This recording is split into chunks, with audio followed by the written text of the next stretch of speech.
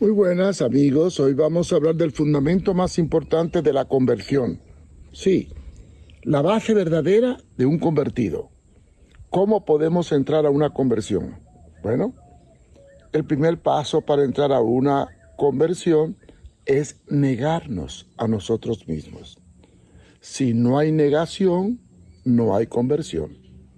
Eso es lo que vamos a estudiar hoy, así que ponga atención mucho a la enseñanza que a continuación os vamos a dar. El significado profundo de la negación. ¿Qué significa esto? ¿Cargar con la cruz y negarse a sí mismo? Vamos a ahondar en el tema. Hay tres condiciones para ser discípulo de Jesús según Mateo 16:24. Y dice así: entonces Jesús dijo a sus discípulos, si alguno quiere venir en pos de mí, niéguese a sí mismo y tome su cruz y sígame. Interrogante: ¿qué significa negarte a ti mismo? ¿Ha pensado en la profundidad de este versículo? Y una incógnita insistente: ¿qué pasa si tus sueños y tus metas y tus anhelos no son los que Dios quiere para ti? ¿Qué pasa si todo esto se viene abajo?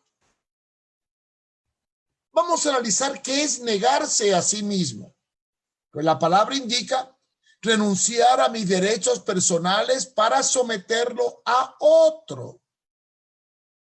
No se puede ser cristiano si primero no estamos dispuestos a negarnos a nosotros mismos para aceptar el señorío de Cristo en nuestras vidas, lo que representa la muerte del yo para producir en nuestra vida un cambio radical y profundo.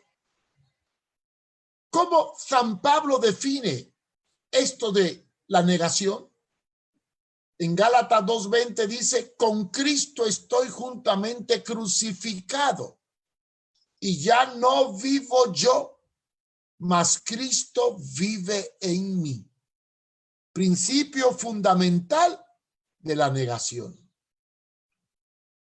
Pero, ¿por qué es necesario negarse para ser discípulo y cristiano? ¿Por qué? Porque 1 Corintios capítulo 6 versículo 20 nos dice: y que no sois vuestro, pues habéis sido comprado por precio. Cristo nos compró. Por eso es que somos siervos y esclavos de Cristo. Primera de Pedro 1, 18, 19 explica el sentido de haber sido comprado.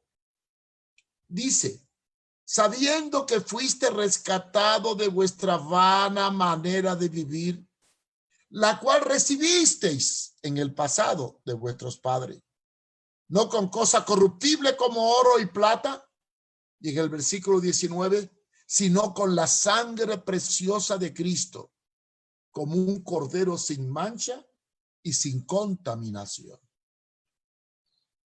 Esto significa que para ser cristiano hay que crucificar el yo. Ahora os vamos a ilustrar en esta gráfica la diferencia entre un creyente o religioso y un siervo y discípulo de Jesús. Para el religioso o el creyente, yo tengo mi familia, yo tengo mis amigos, yo tengo mi trabajo, yo tengo mi talento, yo tengo mi auto, y como una cosa más, yo tengo a Jesús y voy a la iglesia. Este es un religioso o un creyente. Pero vamos a ver qué es un discípulo que se ha negado a sí mismo. El yo se desplaza. Jesús ocupa el centro de nuestra vida, como dijo San Pablo: ya no vivo yo. Entonces, Jesús es el centro. Mi familia, mis amigos, mi trabajo, mi talento, mi auto, mi dinero, mi casa son de Jesús. Y yo soy de Jesús. En otras palabras, me convierto en siervo y discípulo de Jesucristo. ¿Qué representa esto? Que debemos de aprender del maestro, de su modelo de vida, para ser como él es. siguiendo sus pisadas.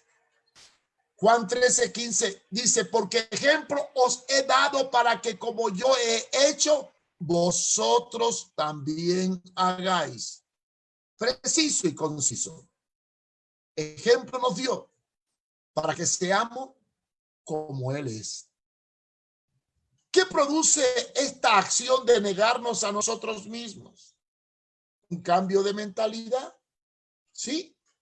Ya nuestros pensamientos y accionar no pasa por la mente de Mario, de Pedro o de Julio. Ahora pasa por la mente de nuestro Señor Jesucristo. Porque ¿quién conoce la mente del Señor? ¿Quién la instruirá? Mas nosotros tenemos la mente de Cristo. Primera de Corintios 2:16. Y esa mente la adquirimos con el conocimiento del Hijo de Dios. Y la pregunta clave es, cuando voy a tomar una decisión o una acción, me pregunto alguna vez, ¿qué haría Jesús en mi lugar? Entonces, conociendo que soy débil y eres fuerte, no me voy a gloriar en mí mismo porque no dependo de mí, dependo de Él. Y reconozco mis debilidades, por lo tanto, busco en la fortaleza de Dios mejorar mis debilidades. Pablo escribe en 2 de Corintios, capítulo 12, los versículos 9 y 10, cuando estaba siendo atacado por un aguijón en la carne que lo atormentaba, quizás fue el recuerdo de la muerte de Esteban, es mi inclinación personal a creer eso. Dijo, Jesús me ha dicho, bástate de mi gracia, porque mi poder se perfecciona en la debilidad. Por tanto, de buena gana me gloriaré más en mis debilidades para que repose en mí el poder de Cristo. Por lo cual, dice el versículo 10, por amor a Cristo me gozo en las debilidades, en afrentas, en necesidades, en persecución, en angustia. Y aquí viene un gran pensamiento para nuestra vida, porque cuando soy débil, entonces soy fuerte. Cuanto más me niegue a mí mismo, cuando más me rinda a Él, cuando más me desprenda de mi yo, más fuerte me haré. Cuanto más vive en la carne y en mi ego, más débil seré. Analicemos el modelo de Jesús para imitar su ejemplo. ¿Cómo era Jesús? Vivió en comunión con Dios todo el tiempo. Lucas 15:16 dice, mas Él se apartaba a lugares desiertos y oraba. Jesús era compasivo. Mateo 9:36. Y al ver la multitud tuvo compasión de ellos, porque estaban desamparadas y dispersas como ovejas que no tenían pastor. Y era una persona accesible. No tenía una oficina ni había que pedir audiencia. Mateo 4:25 dice, y le siguió mucha gente de Galilea y de Decápolis, de Jerusalén, de Judea y del otro lado del Jordán. Él no le oía a la gente lo buscaba a él y él los atendía. Además, Jesús era manso y humilde. Llevad mi yugo sobre vosotros y aprended de mí, que soy manso y humilde de corazón, y hallaré descanso para vuestras almas. Mateo 11:29. Él servía a todo el mundo y actuaba como siervo siendo el Señor. Mateo 20:28. Como el Hijo del Hombre no vino para ser servido, sino para servir y para dar su vida en rescate por muchos. Él enseñó la paciencia y dijo en Lucas 21:19, con vuestra paciencia ganaréis vuestras almas. Y él fue obediente y obediente hasta la muerte.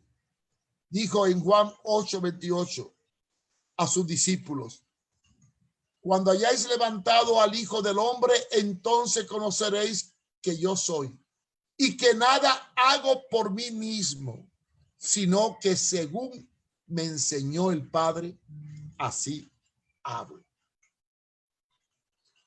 Y lo más grandioso lo más grandioso, que Jesús siendo rico se hizo pobre para que en su pobreza nosotros nos enriqueciéramos. Miren, eso que predica la prosperidad como meta, Jesús nació en un pesebre prestado. Entró en Jerusalén en un pollino prestado. Tuvo que celebrar la cena en una casa prestada.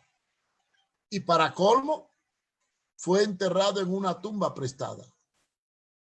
¿Para qué hizo esto? Segunda de Corintios 8:9. Porque ya conocéis la gracia de nuestro Señor Jesucristo, que por amor a vosotros se hizo pobre, siendo rico, para que vosotros con su pobreza fueseis enriquecidos por su sacrificio. Y después de que ustedes hayan sufrido un poco de tiempo, Dios mismo, el Dios de toda gracia que los llamó a su gloria eterna en Cristo, los restaurará y los hará fuerte, firme y estable si os negáis. Primera de Pedro 5:10. Entonces, ¿qué debemos de hacer? Juan destaca lo que realmente significa conocer a Cristo. El que dice que permanece en él debe andar como él anduvo. La palabra para permanecer en el griego es meno, que significa continuar estando presente o quedarse. Es una permanencia continua en la presencia de Cristo, un conocimiento profundo de él que lleva a una vida transformada y de obediencia. Hermanos, amigos, es el centro del real avivamiento, del avivamiento verdadero. Así que es mejor abolir los púlpitos que ocuparlos con hombres que no tienen conocimiento experimental en lo que enseñan. Y hoy más que nunca tenemos que enseñarle a la gente que lo importante no es estar en una iglesia, sino vivir como cristiano, negarnos a nosotros mismos y convertirnos en siervos de Jesucristo.